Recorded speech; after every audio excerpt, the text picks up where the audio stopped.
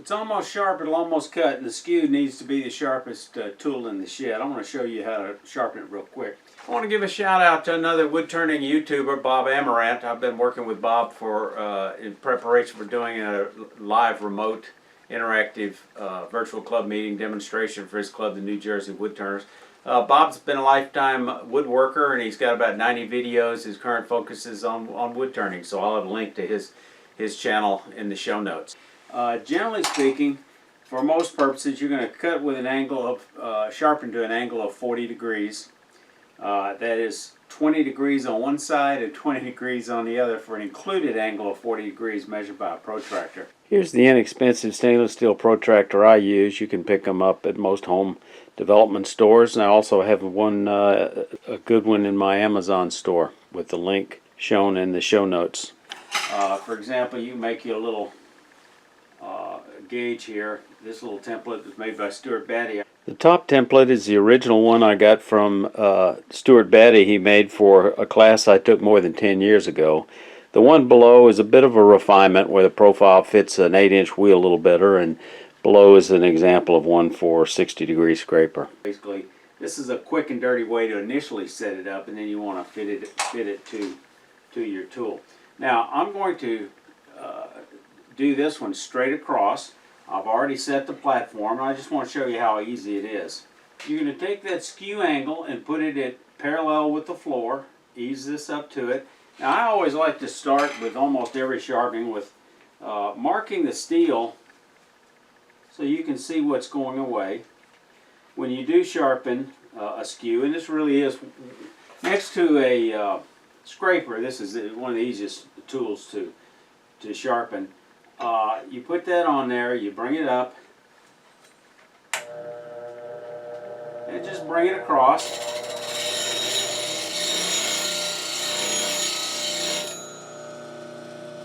A little bit too much on one side, so I'm going to raise.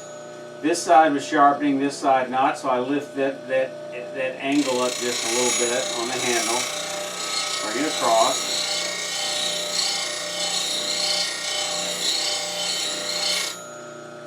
And now I'm getting a very nice angle there, nice bevel.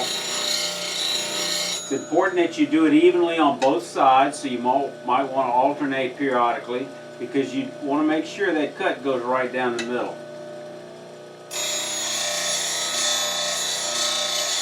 Just move it back and forth with your finger pressing firmly down on the tool rest.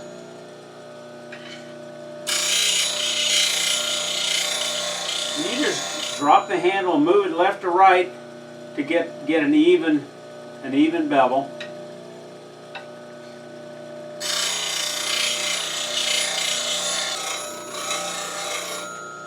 And now I've got a nice bevel all the way across. Now, there are a couple of other points I want to mention.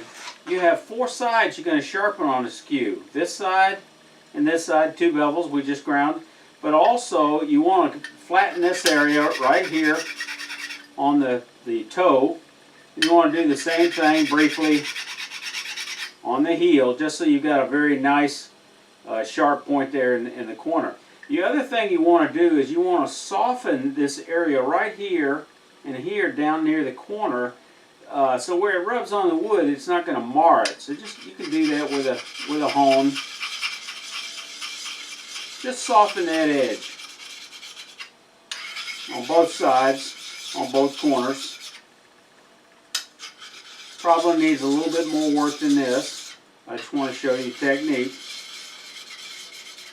The other thing I want to show you is this is one of the few tools that really makes a difference on honing. And the hollow ground actually makes it easier because it should touch on those 2 points like this. You want to be very careful not to lift it off the bottom heel, or you're liable to round it over. And I like to brace this thing against my side like this up in the corner. And then I like to see and feel what I'm doing. And just go around with it like that. Just kiss that edge. That's all you want to do, is kiss it occasionally. Err on sharpening down here rubbing against this bottom bevel rather than the top, but you want to hit the top as well. But be cautious because you don't want to round it over. That should be all it takes. Now when you look at it, you should not see a glint. If you see a glint, that's a flat spot, and you know, it's not sharp. You should not be able to see an edge. You can't see a sharp edge, you can see a dull edge. Now there's no real difference, very little difference in sharpening a radius to edge skew, except you're only going to come up and come across for the first top 1/3 or maybe one quarter. Then after that you're going to pivot it around. Let me show you. So first we're just going to get that top.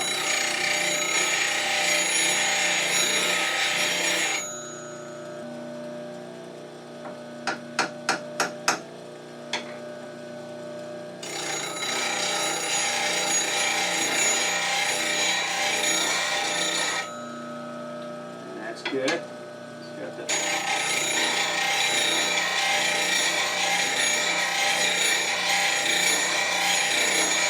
I just keep my thumb on it as it comes across.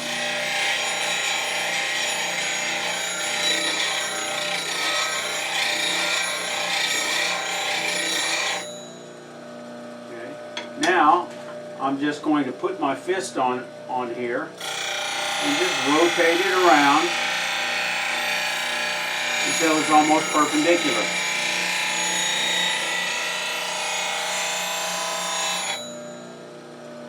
A little bit more. Now you don't want to get this thing too far out. You don't want to get it much more than about 45 degrees.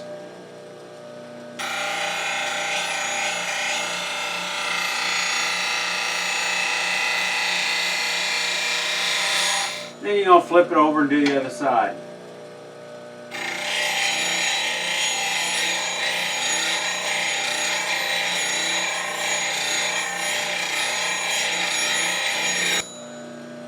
Until you finish. When you sharpen a skew, some people advocate using this long arm. I think that's dangerous for long tools, for skews as well as spindle roughing gouges. I always advocate using a platform. And this is so easy to sharpen with a skew that there's just no need for a jig. When you finish, you should have a grind that looks like this.